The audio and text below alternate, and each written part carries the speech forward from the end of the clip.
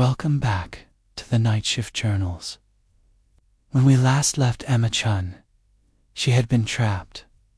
After finding her father a man held captive in a living nightmare for 20 years, she was confronted by the monster responsible.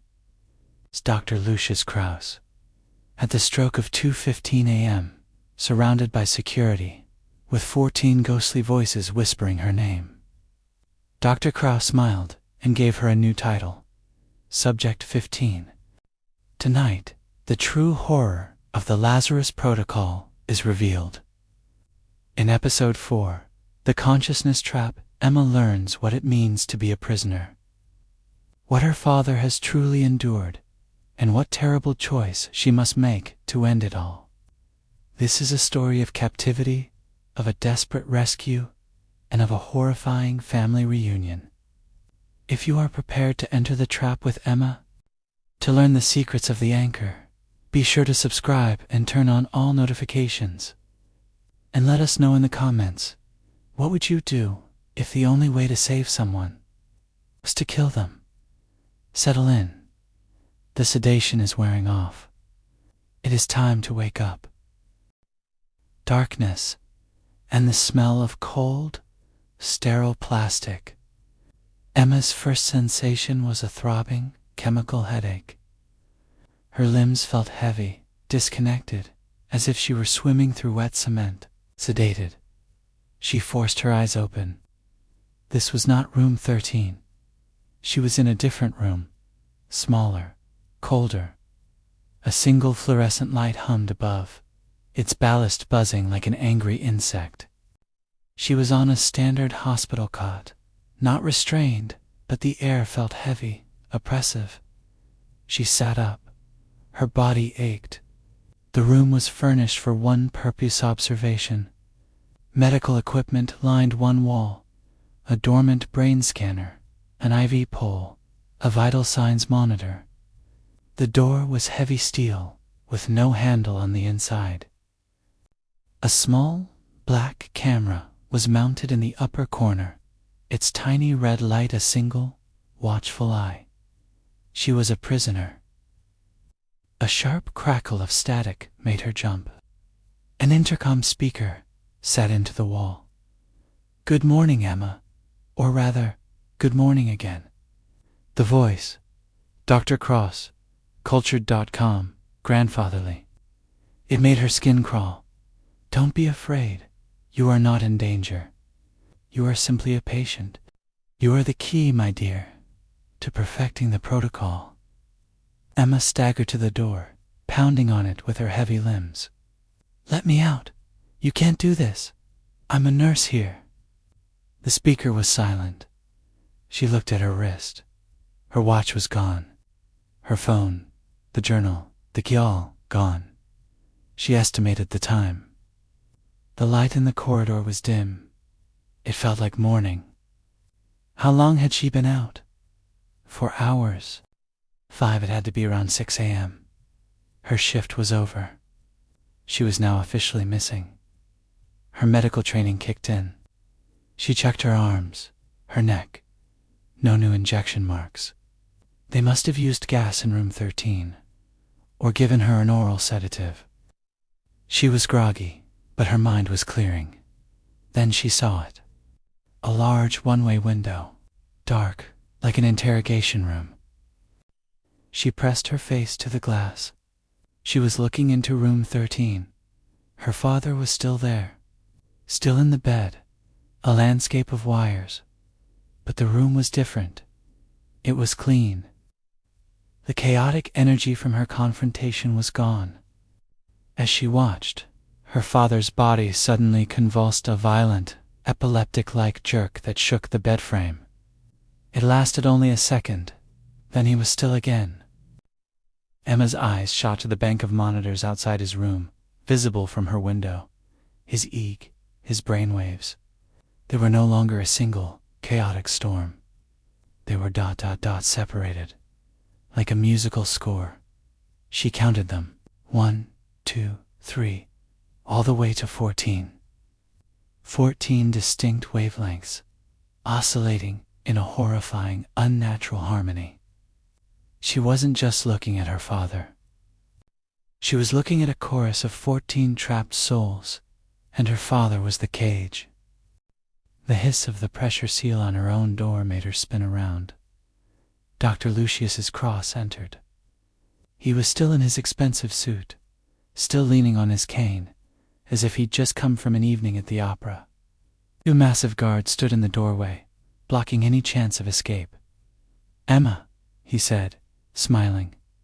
"Please, sit. We have so much to discuss." "You're insane," Emma spat, backing away until she hit the cold wall. "You murdered 10 people. You've been torturing my father for 20 years. Torture?" Cross raised a thin, white eyebrow. He sounded genuinely surprised. "My dear, this is preservation. This," he gestured to the window, "is the greatest scientific breakthrough in human history." He walked calmly to the center of the room, his demeanor patient, as if explaining a complex diagnosis to a frightened relative. "Let me explain what we've truly achieved.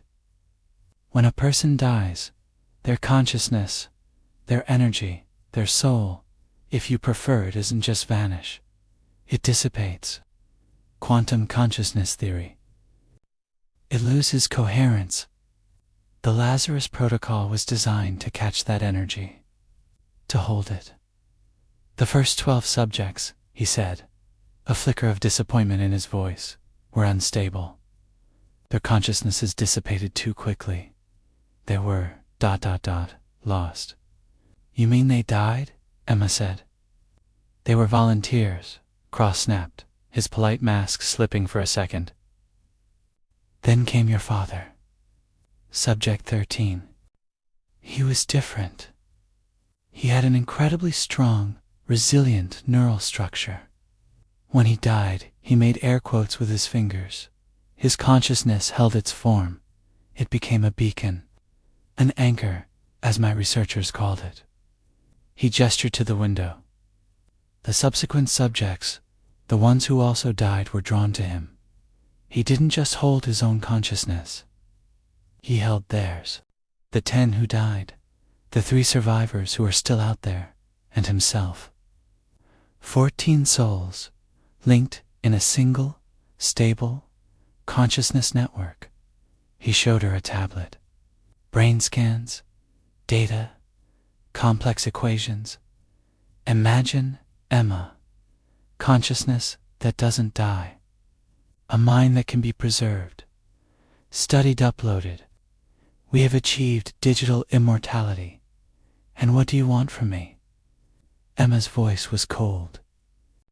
"The network," Cross said, his eyes gleaming with fanaticism, "is stable. But it is ... incomplete. It is anchored by a 3 prime number. It is ... chaotic. It requires one final piece to lock it into a perfect, permanent state." "A blood relative of the anchor?" Emma whispered, the horrible realization dawning. "Precisely," Cross beamed. "A 15th subject. You. With your DNA, your neural pattern, you won't just join the network. You will complete it. You will stabilize your father. You will bring harmony to the others. You wouldn't die, Emma. You would transcend. You would join your father in a new, eternal form of existence. You're going to kill me. I am going to save you," Cross corrected. "You have a choice. Cooperate, and we will do this tonight, safely, gently," or he sighed. "I will be forced to restrain you and proceed anyway. The outcome is the same. You are completing the protocol, Emma." He turned to leave. "Rest. We have a busy night ahead." The door hissed shut. The lock clanged. Emma was alone. She slid down the wall, her mind reeling. She looked around the small, sterile room. She was not the first. On the wall, behind the medical scanner, she saw them. Scratches, dozens of small, frantic lines carved into the drywall. Old, dried bloodstains under a few of them. And near the floor, carved in tiny, desperate letters, a message. B3 emergency, exit maintenance, shaft northeast corner. And one final, heartbreaking initial. SM. Sarah? Sarah had been in this very room. The narrator's voice shifts, pulling back from Emma's claustrophobic cell. While Emma Chun was a prisoner on level B3, her allies on the surface were realizing she was gone. Marcus Webb had been staring at a static-filled screen for 4 hours. At 2:16 a.m., every camera feed on B3 had simultaneously cut out. Blank. He had called Emma's phone 53 times. Each call went straight to a cold, digital voicemail. At 6:30 a.m., he left radiology. He didn't go home. He went to the ICU. He found Claire Thompson in her office, her face a pale gray mask. She was staring at an empty coffee cup. "She's gone," Marcus said, his voice flat. No preamble. Claire's head snapped up. "What do you mean, Emma?" "She went down to B3 at 1:47 a.m. I saw her. Then Cross arrived. The feed's cut. She's not answering her phone. She never came back up." Claire stood up, knocking her chair over. "He has her. Oh, God. He has her." "You knew?" Marcus accused. "You knew she was going down there?" "I tried to stop her." Claire's voice was frantic. I gave her my card. I told her she had 30 minutes. I thought she could get in, get out. Get out with what?" "Claire, her father, a man who's been on life support for 20 years. I don't know." Claire was crying now, the guilt of 2 decades breaking her. I thought, "Stop thinking," Marcus commanded, his voice sharp.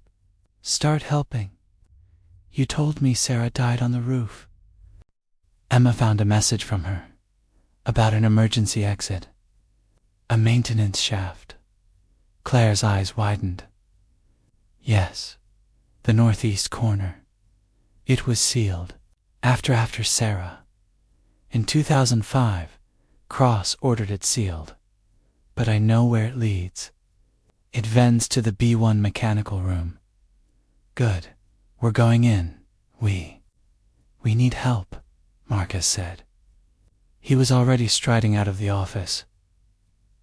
He found Dr. Rivera in the on-call room, asleep, his face a mess of exhaustion. Marcus flipped on the lights. "Get up." "What the hell?" Rivera sat up, blinking. "They have Emma." The color drained from Rivera's face. "What?" "Cross. She's in B3. He's got her. We're going in, and you're coming with us. You're a survivor. You know what that place is. You know what he's capable of." Rivera shook his head, backing away. No, you don't understand. If we go against him, if he catches us, we'll end up like Sarah. Or worse, we'll end up like him." He pointed a shaking finger at the floor, toward B3. "And your conscience can handle that?" Marcus said, his voice quiet and deadly. "You let one survivor, the man in bed 6, die. Are you going to let Emma become the next victim? Are you going to let her father rot for another 20 years? Rivera looked at his trembling hands. The fishhook in his soul. The pull, every night, at 2:15. He looked at Marcus. "He murdered your father." He looked at the door. "He's going to murder her father's daughter." He took a deep breath. The reluctance in his eyes hardened into a cold, resigned fury. "All right? I'm in." He grabbed his medical bag. "But if we go in prepared. I know what that drug LD-130 is, and I know how to reverse it. Maybe?" Marcus's phone buzzed. He had an alert set on the hospital's internal scheduling system. His blood ran cold. "Claire, Rivera. We don't have time. He showed them the screen. A new high-priority procedure had just been logged. Procedure LZ15. Location B3 LR13. Scheduled 2:15 a.m. Tonight, Marcus whispered. He's going to do it tonight. The narrator's voice returns to the cold, sterile room. Emma was alone. She had spent hours examining the northeast corner. Behind a metal ventilation grate bolted shut, she could feel a draft. The maintenance shaft. Sarah's last message. But the bolts were specialized. She had no tools. She was trapped. She looked at the clock on the wall. 2:13 p.m. The quiet of the afternoon was shattered. The lights in her room didn't just flicker. They died, plunging her into pitch-black darkness, and the temperature dropped. It wasn't a draft. It was a chemical cold, a cold that felt like it was coming from inside her own bones. The air grew thick, static crackling against her skin, and she heard them, not from the intercom, not from the hall. The voices were inside her head. A cacophony of whispers, 14 different people, all speaking at once, overlapping, desperate. Emma ... He's lying. He doesn't want to save us. He wants to own us. ... Help us. Please ... The door. It's so cold. ... He's not a god. He's a jailer. The voices were a tidal wave of pain, of fear, of 20 years of looped confusion. Then, one voice cut through the others. Clear, familiar. Emma, listen to me. Sarah. Emma whispered into the darkness. Yes, he trapped me too. When he pushed me from the roof. I didn't move on. I joined the network. I'm one of the 14. Sarah, how do I stop this? He's going to make me number 15. You must not. Sarah's voice was urgent, filled with a cold, spectral wind. Your father is the anchor. If you become 15, the blood relative the circle closes. The network won't just be stable. It will be ... sealed. We will be his. Forever will never escape. And he ... He will be able to control us fully. How do I stop it? How do I save you? You have to break the anchor, Sarah whispered. You have to set your father free. The terrible, simple logic of it hit Emma like a physical blow. That means he'll die, Emma choked out. His body, he'll really die. A moment of cold, sad silence. He's been dead for 20 years, Emma, Sarah said, her voice softer. His body lives, but his soul is in a prison. Forced to feel our deaths over and over. You're not killing him. You're letting him go? Another voice. An older man. Rough. Emma. This is Robert Webb, Marcus's father. I'm Marcus's father. Subject number 4. Tell ... tell my son. I'm sorry. I just ... I needed the money. Tell him to destroy all of this. All of Cross's research. Burn it all. The voices were fading. The clock on the wall. Its emergency battery glowing. Red to 16 p.m. The lights flickered back on. The room was just a room. The cold was gone. Emma was alone again, shaking. She knew what she had to do. The door hissed open. A guard entered with a tray of food. Bland, hospital food. Emma looked up, her face a mask of calm compliance. I've had time to think, she said, her voice steady. I want to talk to Dr. Cross. The guard stared at her, impassive. Tell him, Emma said, that I'll cooperate. Dr. Cross returned within the hour. He was radiating a paternal, pleased energy. I knew you would see reason, he said, clasping his hands. You are a scientist's daughter, after all. You understand. This is legacy. This is evolution. I'll do it, Emma said, her voice flat. She didn't look at him. I'll be number 15. Excellent. The procedure will be. But Emma cut him off. I have one condition. Cross's smile tightened. A condition? I want to talk to my father. First, I need to... hear it from him, that this is what he wants. That he's okay with me joining him. Cross considered this. His fingers drummed on the head of his cane. It's a fascinating request, he mused. It is possible. The other 13 consciousnesses, they are... noisy. They cling to him. But yes, we have a drug protocol, a suppressor. We can temporarily dampen the other 13, allow David's core consciousness to surface for a few minutes. He looked at her, his eyes sharp. But it is risky. It causes immense strain on the anchor. It could... damage him. Do it, Emma said. If I'm going to transcend, I want to say goodbye. I need to hear his voice. Not that chorus. Very well. Cross nodded. It suited his narrative. A willing, familial sacrifice. At 10 p.m. tonight, we will... We will arrange a reunion before the main procedure. Thank you, Emma whispered.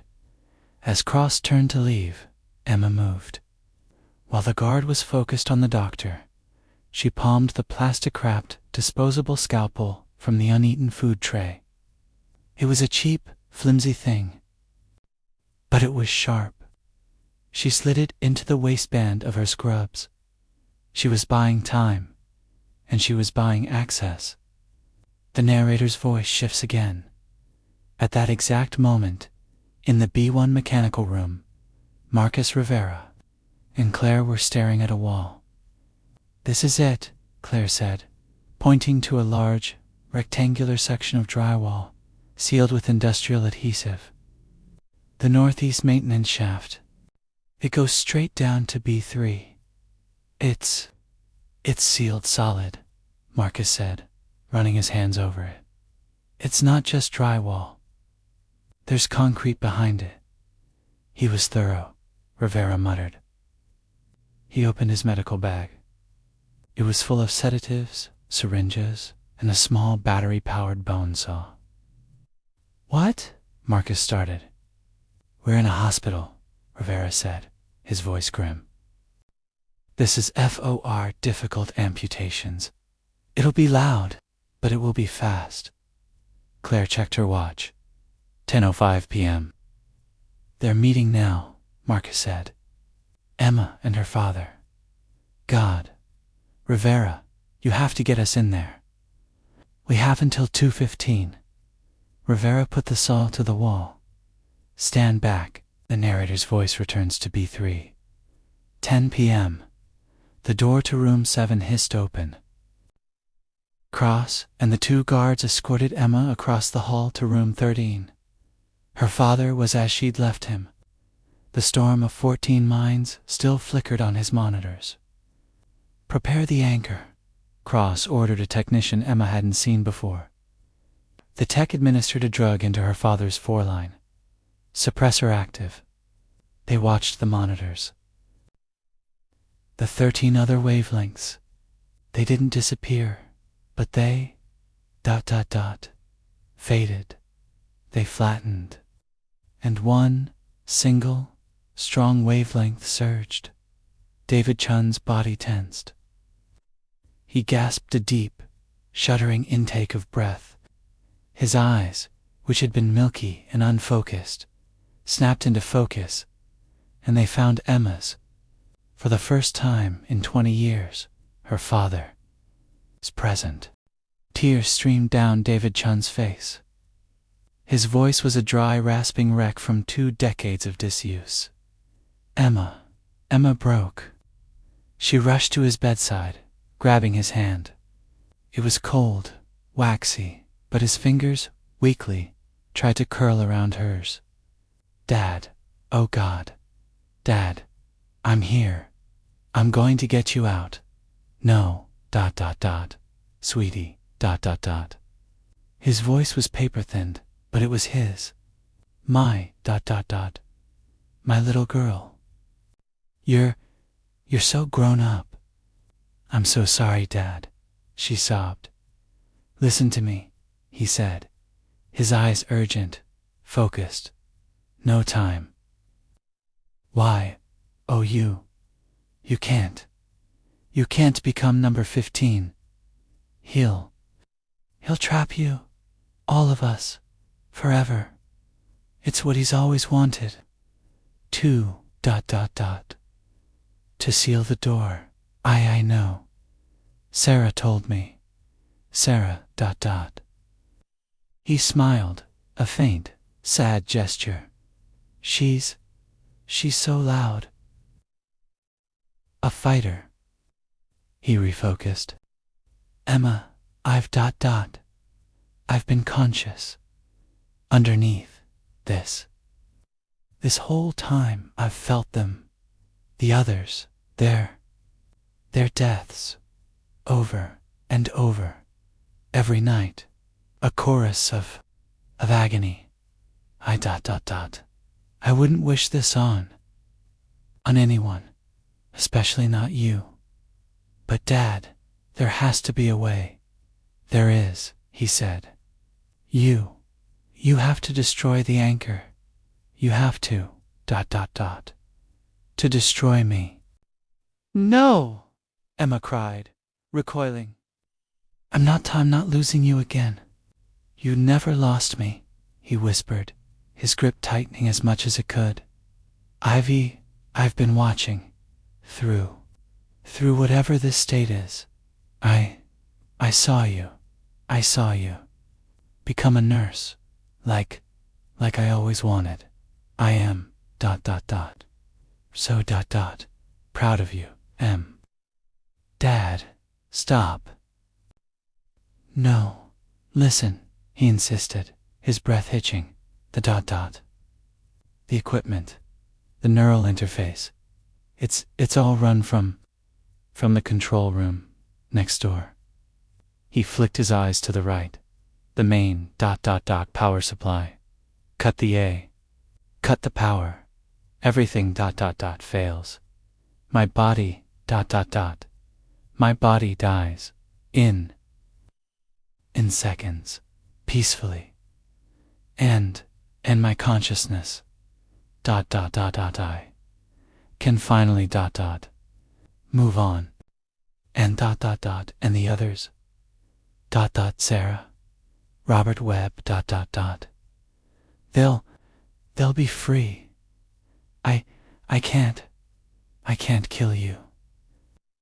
You're not, he said, his voice firm. You're opening the cage. But ...